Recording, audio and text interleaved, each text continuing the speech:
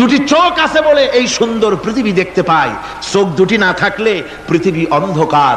মা দেখতে পাবো না, কোরআন দেখতে পাবো না, পৃথিবী দেখতে পাবো না, বাপ দেখতে পাবো না, সন্তান দেখতে পাবো না, দুনিয়াটা মিথ্যা হয়ে যাবে, ঠিক কিনা?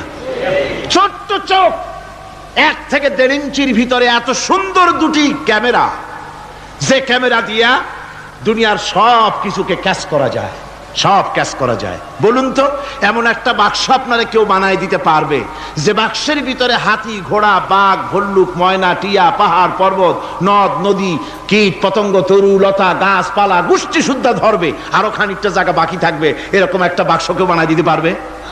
পারবে না। এমন একটা বাক্স পৃথিবীর কোন মিস্ত্রি বানাতে পারবে না। কিন্তু আল্লাহ রাব্বুল আলামিন আপনার আমার কপালের নিচে 1 থেকে 2 ইঞ্চির ভিতরে এমন 2টা ফিল্ম বক্স তৈরি করে দিয়েছেন, যা দিয়ে তাকাবেন আপনি কোটি কোটি মানুষ দেখবেন, পাহাড় দেখবেন, সমুদ্র দেখবেন, সূর্য দেখবেন, চন্দ্র দেখবেন। এত কিছু দেখার পরেও চোখের ভিতরে আরো খানিকটা জায়গা ফাঁকা থেকে যায়। কি বিরাট নিয়ামত এই চোখ আল্লাহ পাক আমাদেরকে দান করেছেন।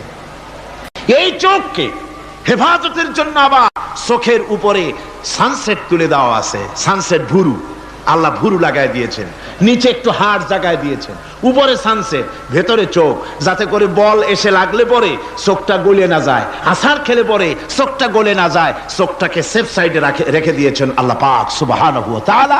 আল্লাহ পাকের কাছে শুকরিয়া তো